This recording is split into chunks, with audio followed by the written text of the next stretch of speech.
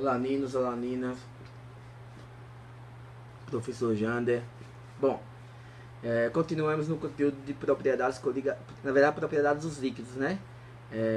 Que adentram em propriedades coligativas. Se você não aprender propriedades dos líquidos, você não aprende propriedades coligativas.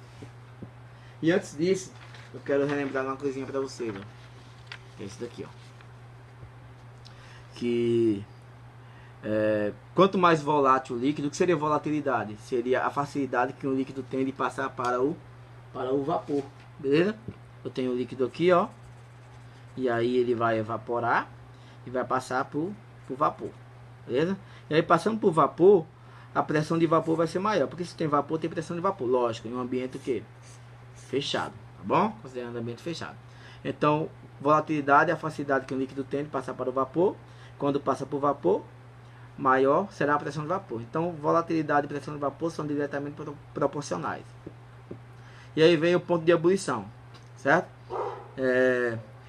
Quanto menor o ponto de ebulição, mais fácil de passar para o vapor, beleza?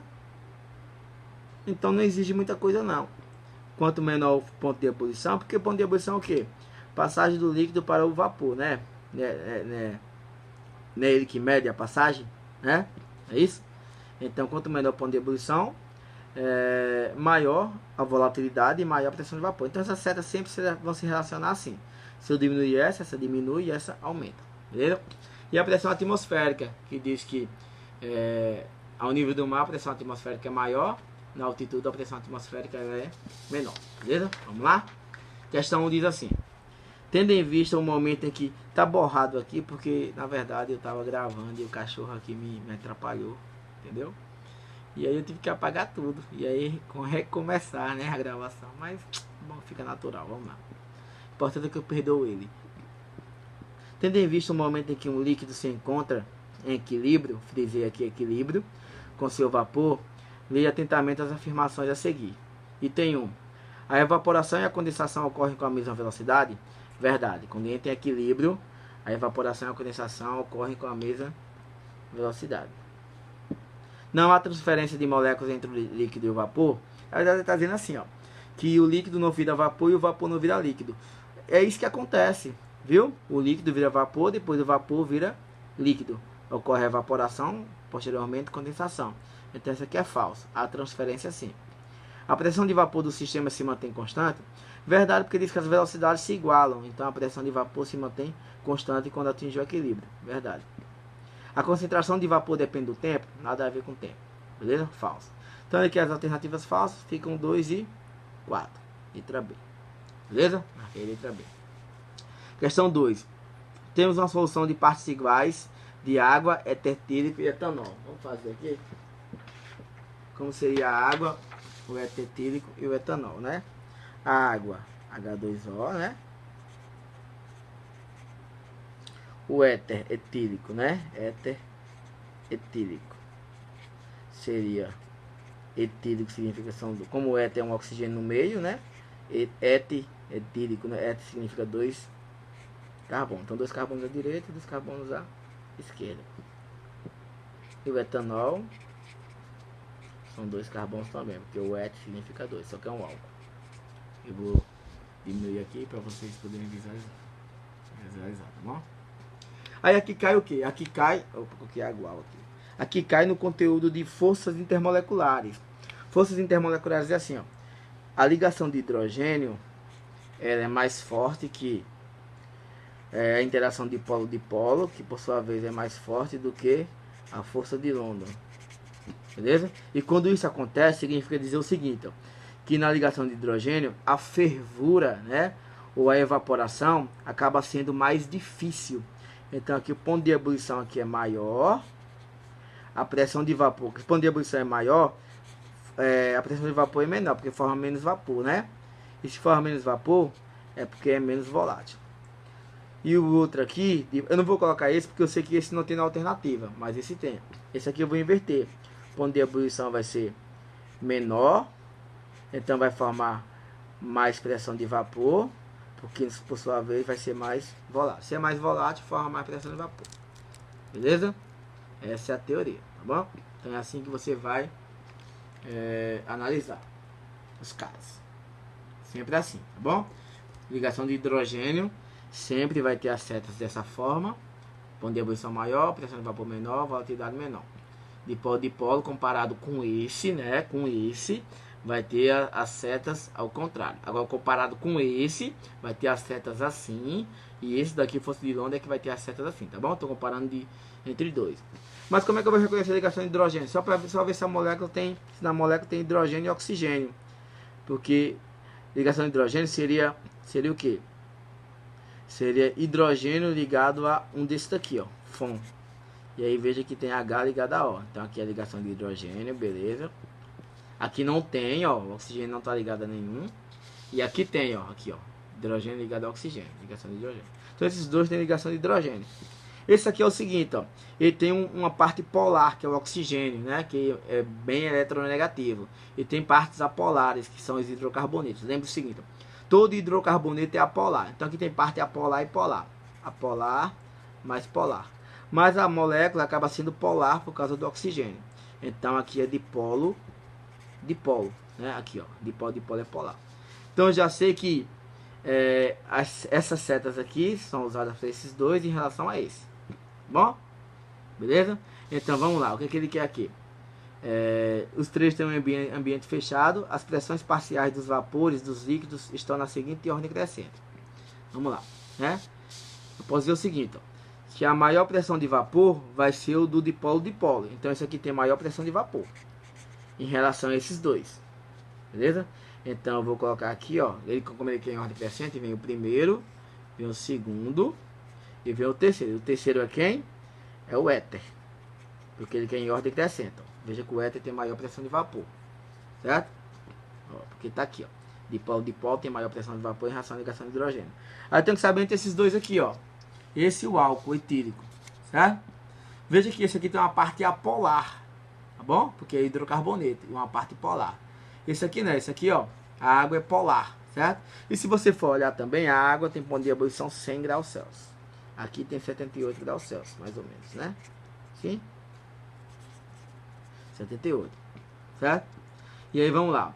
Quanto maior o ponto de ebulição, menor o quê? A pressão de vapor. Se eles têm maior ponto de ebulição, então ele vai ter o que? Menor pressão de vapor. Tá aqui, ó. Certo? Então a água tem menor pressão de vapor, a água vai ficar aqui. E o álcool tem maior pressão de vapor em relação à água. Então vai ficar assim, ó, do menor para o maior. Beleza? Então vai ficar água, álcool e éter. No caso, ó. Letra B. Então caem forças intermoleculares, tá bom? Aqui eu marquei se de apagar. No mesmo local, a pressão de vapor de todas as substâncias puras líquidas. Vamos lá. Considera todas as substâncias puras líquidas, certo? Todas. Por exemplo, água. Tem ponto de ebulição o quê? 100. Vou colocar aqui, 100. Álcool, o etanol. Vou colocar aqui, 78. Então, vou considerar esses dois aqui. Os dois puros. Né? Considerando os dois. Certo? Puros que eu digo que não estão misturados a outras substâncias, certo?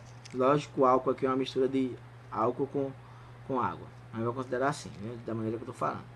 Aí o mesmo local, a pressão de vapor deles, aqui é a pressão de vapor, certo?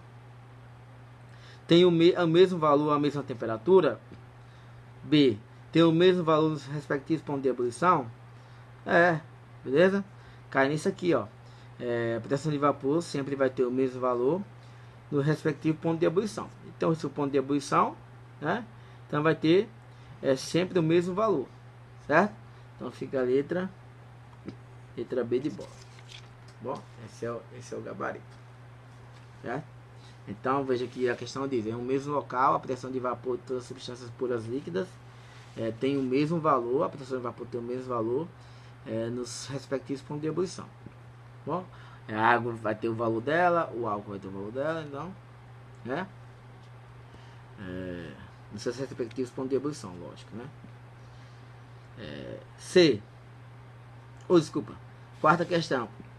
Devido à sua altitude, a pressão atmosférica no topo do pico da neblina é menor que 1 atm, beleza? Não é assim? Quanto maior a altitude, menor a pressão atmosférica. Entretanto, ao nível do mar, pode ser considerado igual a um TM, um recipiente aberto.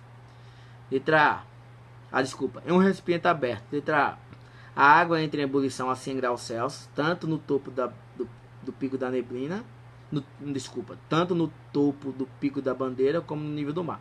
Não, né? Tem que ser em valores diferentes, viu? B. A temperatura de ebulição da água é maior do que 100 no pico da bandeira, né? Não, lá ferve mais rapidamente, beleza? Então é menor do que 100 lá em cima. C. A temperatura de ebulição da água é menor do que 100 graus Celsius no pico da bandeira. Aí fica a letra C, é o nosso gabarito da quarta questão, tá bom? Porque quanto maior a altitude, né? Quanto maior a altitude, menor a pressão atmosférica, e aí mais fácil, né, do líquido entrar em ebulição. Então, lá em cima é menor do que 100 graus Celsius. Letra C. Com referência aos pontos assinalados no diagrama de fases, pode-se afirmar que, vamos lá, no ponto 3 coexistem somente as fases líquida e sólida. 3, ó, lembrando, ó, a gente faz assim, ó, sólido, é mesmo? Aqui, ó, no meio do cálice é líquido, o líquido tem que ficar dentro do copo, né? E gasoso.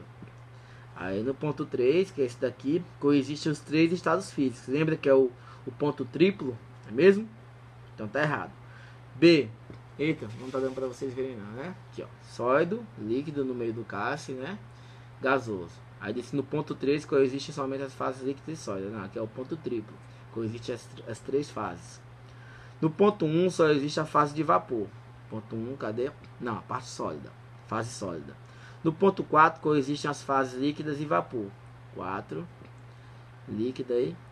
Ó, líquida e vapor. Tá certo. Gasoso e vapor. Né? Vai ser o 4 nossa resposta. Beleza? Vamos conferir aqui. No ponto 2 está localizado o ponto triplo. Não. Né? Aqui é sólido e gasoso. Vapor. No ponto 5 está localizado o ponto triplo. Né?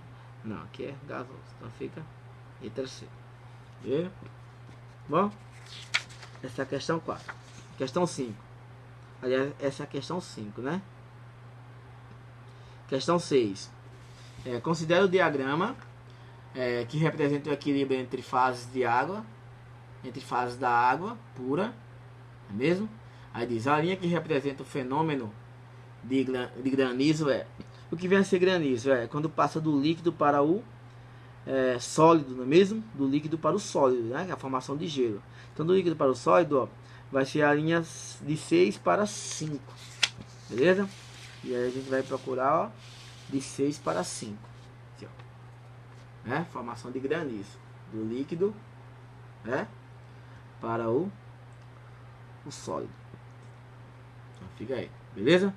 Bom, para o vídeo não ficar muito longo, a gente vai dar uma paradinha aqui. A segunda parte eu continuo em outro vídeo. Valeu? Abraço e força sempre.